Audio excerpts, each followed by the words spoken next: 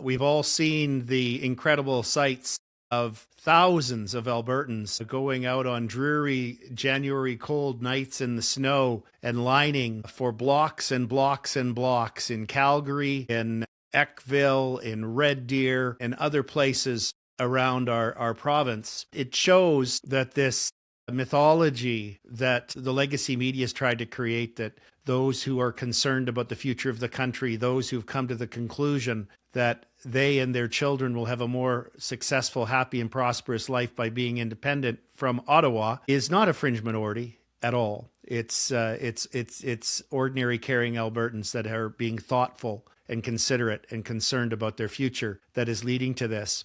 One of the things I want to clarify is that understand this process of the petition under the Citizen Initiative Act started on January 2nd. It ends officially on May 2nd. Now, it's going to be important to have all the signatures in by mid-April because there's a lot of clerical work that needs to be done to organize them and get them in a particular form and get that petition to Elections Alberta to be reviewed and validated.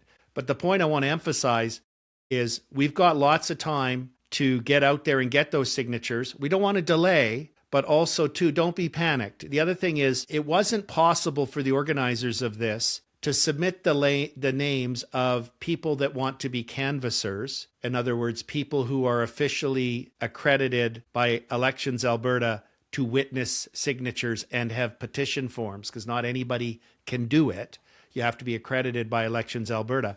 They didn't let those applications start to come in until January. So there's a delayed wave that happens, like a wave effect, where now more and more canvassers are being credentialed. So there's more and more people available to go to locations with the signature sheets and to witness your signature and make sure it's filled out properly. So I know there's been a lot of concern about how come there's not canvassers here or they're not canvassers there. There will be more. Be patient. First opportunity you get, make sure you get to somewhere to sign. There will be announcements regularly. The proper place to go to know where the canvassers will be and where you can go to sign is the Stay Free Alberta website. That's Mitch Sylvester's volunteer group that's helping take on this monumental historic task. So lots of opportunities yet. Encourage those around you. Get some kind of pool going with your buddy or your girlfriend as to how many people you can get to sign. Let's get this number as high as possible. We've got the time to do it. And it's really important that we do it because we've just witnessed Prime Minister Carney again.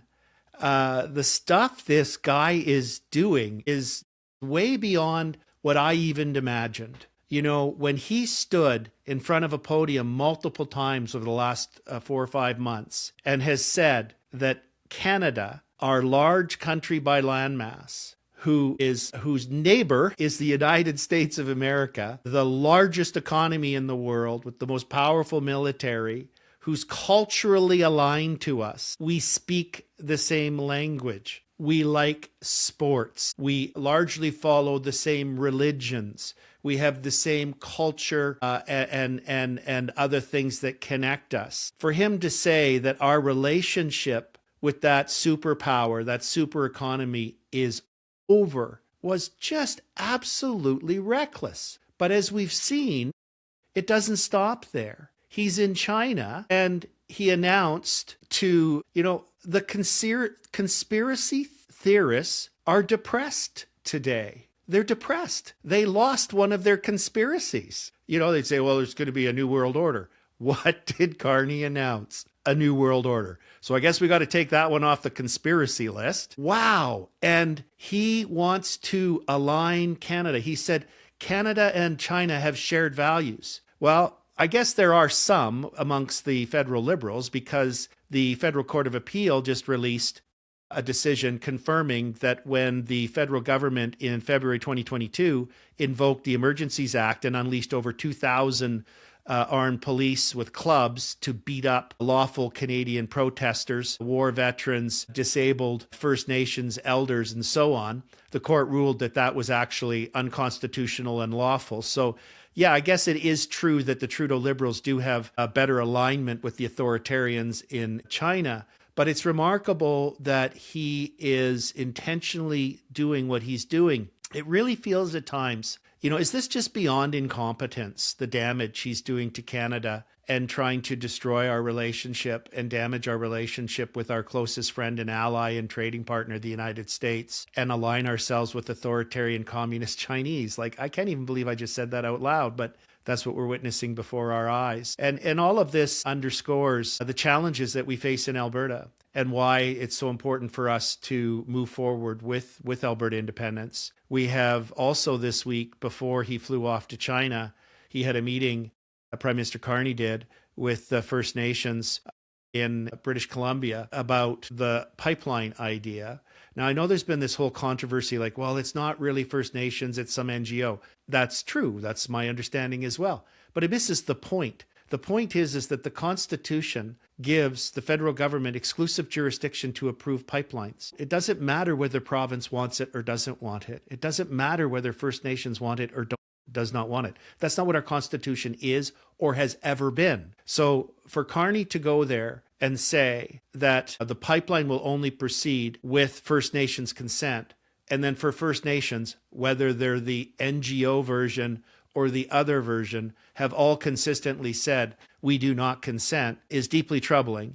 And it's also a sad day for Premier Smith's MOU, because it's effectively over. I mean, you can go through all the steps, but Carney has repeatedly said that there will only be a pipeline if BC and the First Nations consent, and the BC First Nations have been consistently clear that they don't consent, as has BC's Premier Eby. So this underscores again why Alberta needs to become independent. We have no leverage in our negotiating position with Ottawa. We have no leverage in our negotiating position with British Columbia. If we are a free country, we have the ability to negotiate passage of trade, and we have leverage because other regions want to pass their trade through us, and we can say, fine, we'll have a bilateral agreement or whatever with British Columbia and say, we will let you ship your $17 billion worth of goods by rail and train through our province, now a country, and but we expect some reciprocity, and we will be able to do the same with you. What's really also significant at a geopolitical level is I don't think the situation in Venezuela and the prospect of its oil coming on stream in the future, and it will be distant future because there's so much work that needs to be done there, and they haven't even stabilized the security situation, and it's still the former government that is still the government.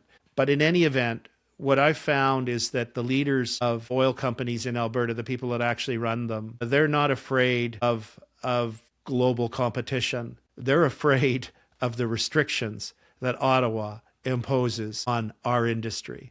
They're afraid of the ridiculous costs that the Pathway Project and other green initiatives as part of Prime Minister Carney's eco-extremism have for the competitiveness of this critical economic engine. We have the third largest reserve of oil, and through independence, we will have far greater leverage to maximize the value of our worth as Albertans and bring prosperity to our children. Please make sure that in the coming days and weeks that you get out and sign that petition and encourage others to do so.